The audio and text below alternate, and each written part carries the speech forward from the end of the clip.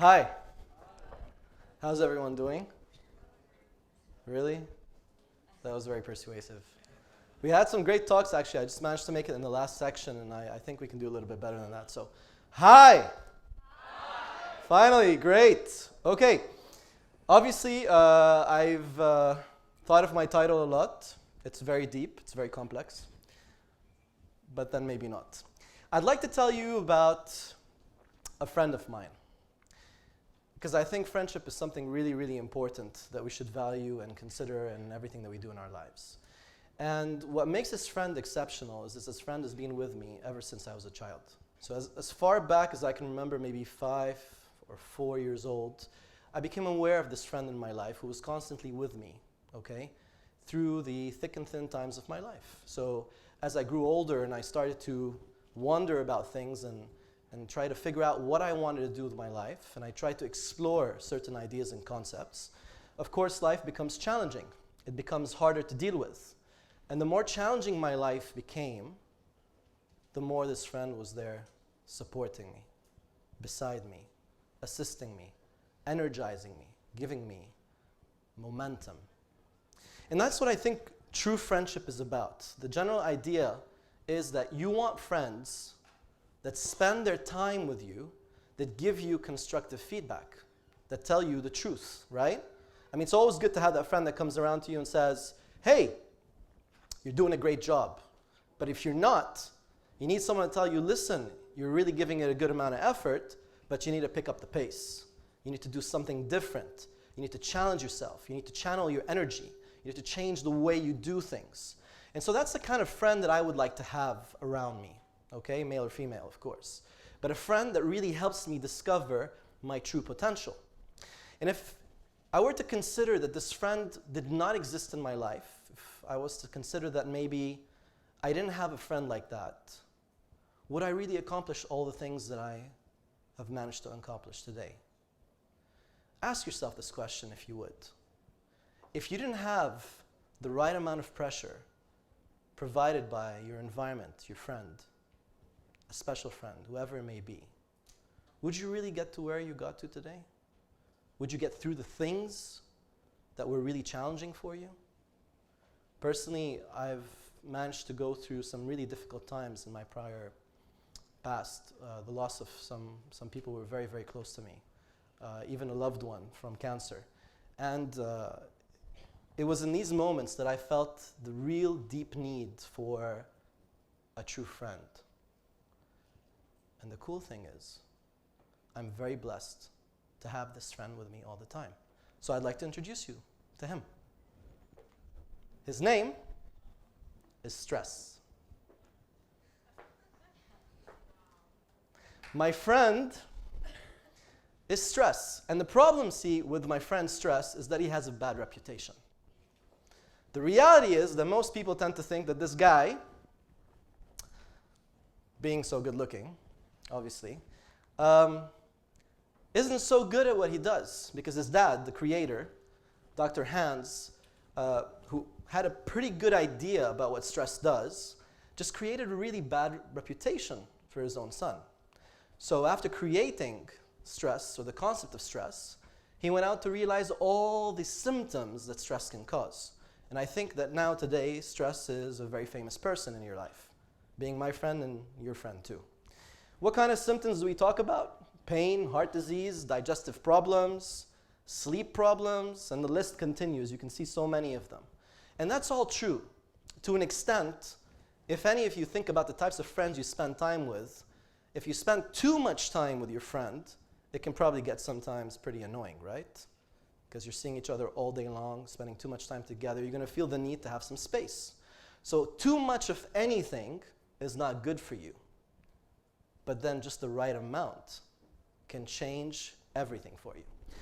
So before I decide to get into how good my friend is and what it can do for you, last week, before this talk, I posted a poll, a survey on Facebook. And I asked people, what do you believe is the leading cause of illnesses from the options below? The choices were pollution, nutrition, and stress. And the survey would give you the different choices in a random order. 51 people answered the survey. 6% said pollution is leading cause of illness. 13% said nutrition is. And 82% said stress is.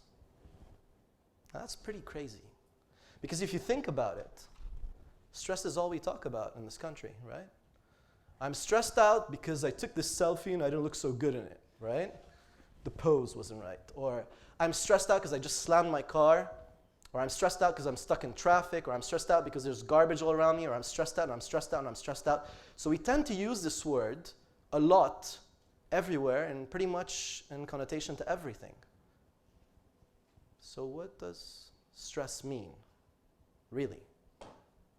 And so here, I would like to define what my friend really does. You see, my friend, stress, unfortunately, again, another reason why he has a really bad reputation is a drug dealer. I'm against drugs, but he sells really good stuff. They really do wonders for your brain. And the good thing is that these drugs can really help you in the right doses. One of his drugs is adrenaline. And adrenaline gives you a tremendous amount of energy, okay? It helps you stay sharp. So in a really dangerous situation, or in moments where you need all your energy, this is the right drug to take. And guess what? Stress does it for you automatically and for free. Norepinephrine, another great drug that he sells, okay? Also does wonders for your brain. Gets you to focus in the right doses and quantities. So we don't want to overdose, but we don't want to underdose. Another great drug is cortisol. Cortisol in the right quantities helps you maintain your balance, the fluids in your body, and the flow and motion of blood, the pressure of blood in your body. So again, this is a really fantastic drug that stress, again, delivers pro bono. And then finally, one of my favorite, oxytocin. Oxytocin is called the hug hormone because what it does is it actually pushes you, motivates you to go out there and seek other individuals to spend time with. In fact, it actually pushes you to hug and care for others. And in Lebanon, we call this hanan. Okay? So check this out. You're being given a drug that gets you to want to spend more time with people. And so there are many, many studies that support all this information. And so stress isn't as bad as we think it is. And that's the shift and transformation that I would like you to go through today. So the first thing we need to do in order to change our perception of stress and shift and transform how we think about it is to understand the different types. We don't have enough time, so I'm going to summarize it. The first response that we get from a high level of stress is the flight and fight response, okay? Here, you either run away from danger, or whatever it is that is stressing you out, or you fight it. So back in caveman time, when my friend Stress was with me, about 100,000 years ago, and I was running away from a dinosaur, or whatever it was, okay? It was a really good response to have at the right time. Fantastic. In today's world, it's still a good response, but scientists have recently decided that it's not. They believe that stress is outdated. However, the newest studies today show, and these are not my studies, but in Harvard and Stanford and many other great universities with great professors who have spent 30 or 40 years studying people, that there's a new response, a better identified response, which is the challenge response. There's a difference between the flight and fight, which is an extreme response, and the challenge response, which means that you're getting just the right amount of drugs from your friend's stress, designed to support your system to get you through a challenge. And the reality is that when they did studies to find out which countries had the happiest people, surprisingly, they found that the countries that had the highest level of challenge stress, good quality stress, actually had the happiest people. Whereas countries that had no stress had a lot of suicides, and countries that had extreme stress had a lot of illnesses. So what we want to do is change the level of stress we're dealing with to where it makes sense. So here's the science behind my friend's reality. The first thing that my friend came up with as stress is a few lessons that we could probably all benefit from. How do we get stress to give us the challenge support versus the flight and fight response? The first thing is to take a look at the science. To shift and transform how you perceive your reality, I want you to spend time. I would really recommend for you to just go on YouTube, go to TED, and watch some videos about stress. You're going to see a few that are going to show you that continuous stress isn't very good for you, right? And that's fine, because too much of anything is not good for you. But you'll also find on the other end that the right amount can actually do wonders for you. And in fact, the right amount can help you to pro-stress, which is positive stress, if you want to simplify it. Stress that actually gets you where you want to go. Let's think about that for just a moment. Imagine you had a project or an exam. If you didn't feel a certain amount of pro-stress, you wouldn't be motivated to open that book and sit there and study, right? You'd be more interested in going on your iPads and iPhones and whatever Windows Surface pads and Samsung pads, because they're all my clients, so I don't want to get in trouble with them. But anyways, the general idea is that you would be using technology or going out with your friends or doing something that doesn't make you feel the pressure to have to perform. So in this case, stress plays a good role. The second thing that can help you to shift and transform your perception and results is to understand and believe that stress is not bad for you. Multiple studies show that people that believed stress was bad for them would die 10 years earlier, okay, of heart attack and many other diseases. And their body showed a lot of symptoms. How many times have you heard of people, your friends, family, or so over, they go to a doctor, the doctor checks them out, they does the blood test and everything else related to the tests, and they find that there's nothing wrong with you. You're just stressed out. What does that mean? How do you define that? Too much stress. Well, what is that? The reality is, there's no such thing as too much and too little. And that's going to be a little bit hard for you to digest. It's about how you perceive that stress, how you communicate to your own mind, okay?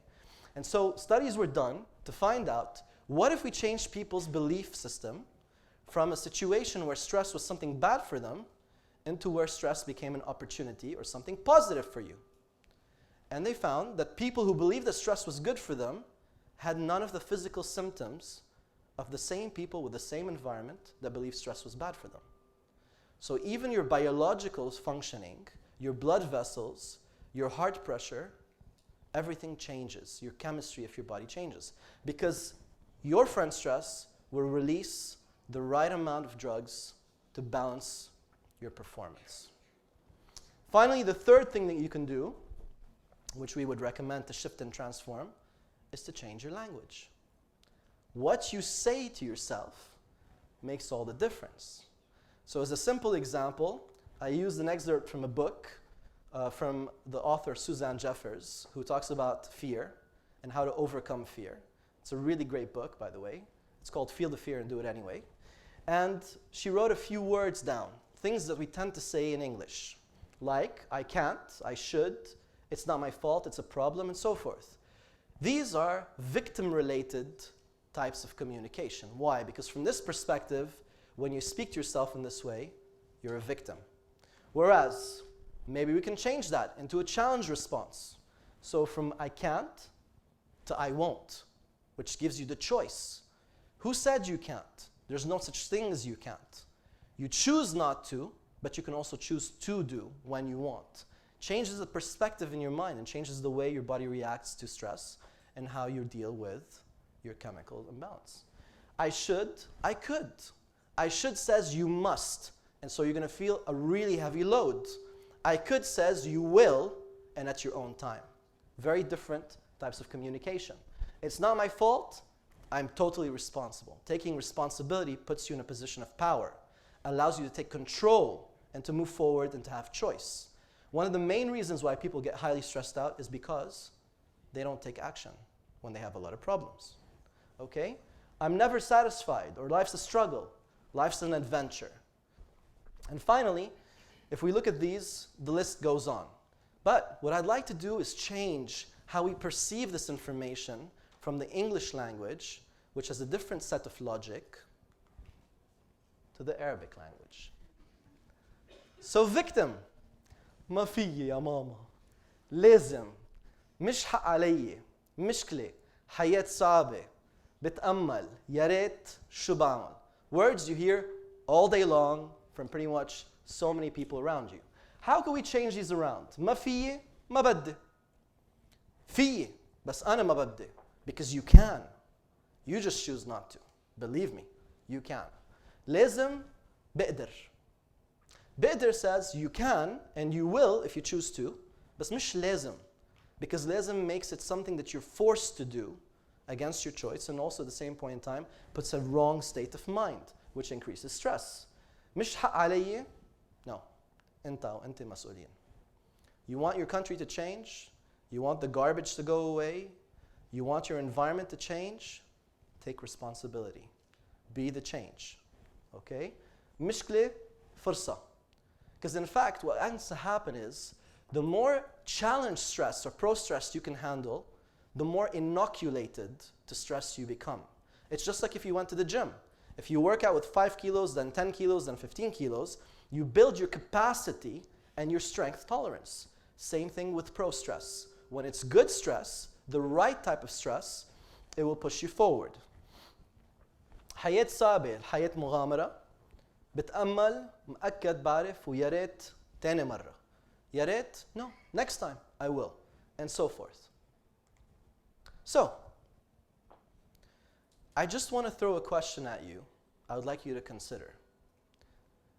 If stress didn't exist in our lives, if we had a magic wand and just went pew, and it all disappeared, would we be here today? Do you think humanity would have invented fire? Because stress and fear of the cold and the horrible environment that human beings used to live in forced them to find solutions. This stress pushed them to create fire, warmth.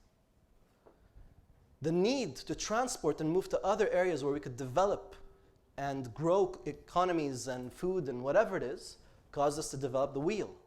So stress again played a vital role. The creation of new types of medicine and solutions is also another way in which stress has changed the quality of your life. And even today, everything you have is owed to pro-stress. Because that's the motivating force that pushes you forward all the time. The force to survive. So, I would ask you, if you would be so kind, as to give my poor friend stress a better reputation this time. And rather than consider him an enemy to your health, illness, state of mind, for a moment consider that he's just a supporting friend and wants the best for you. And welcome him at the right times in your life. Thank you.